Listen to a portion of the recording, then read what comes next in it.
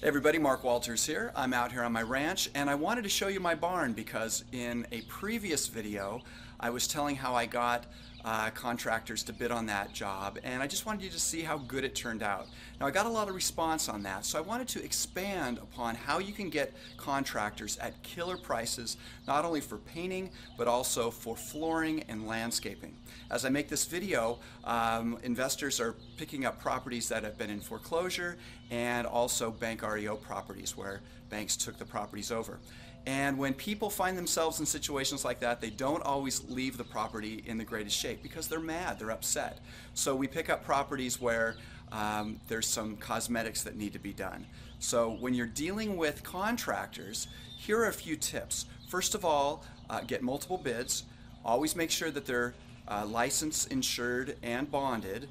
And also try and find people that are doing the work themselves, because you'll often find business owners that pretty much all they do is they let their marketing get the phone to ring, and then they're going out giving bids, and they do that pretty much all day long, or as many as they can give, and then they've got a crew of people that actually perform the work.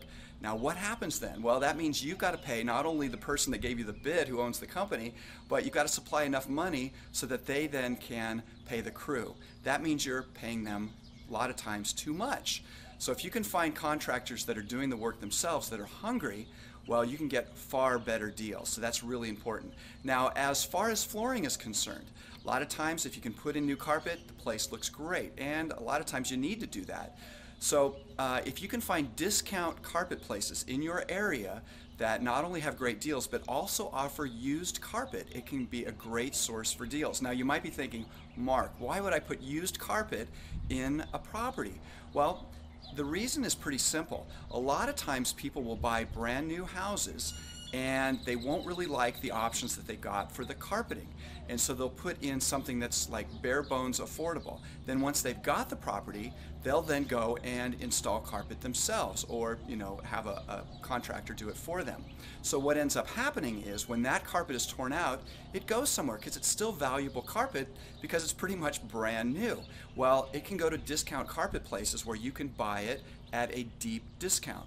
Now I should let you know that when you are getting pricing for carpet, a lot of times you'll hear the quotes by the square yard. So $9 a square yard would be $1 per square foot. And that's a pretty good benchmark. If you can get that, you know pretty well what the price is going to be. And $1 per square foot, or if you can even get it for less, that can be great.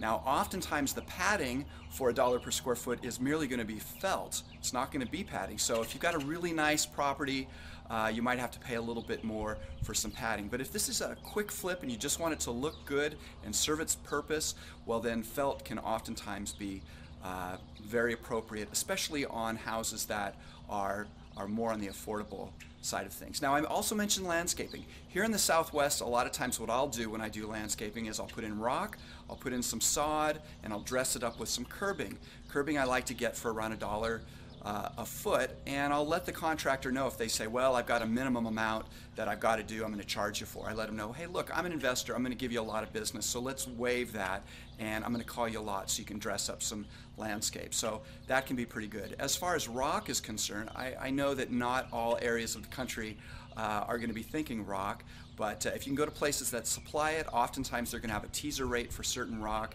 If that rock looks pretty good, well then you can go for that. Now, if you are dealing with a lot of houses, so you're fixing up things on a pretty regular basis, you can let the contractors know, look, you might want to put me at the top of your list whenever I need work done because I'm going to have you working all the time.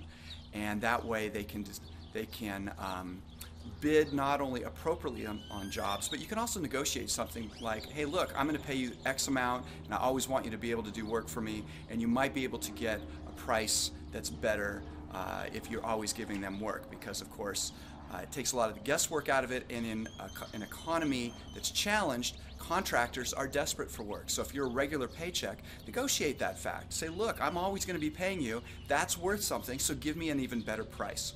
Alright, so I hope these have been some tips that have been helpful. I'm Mark Walters, and I look forward to sharing more with you very soon.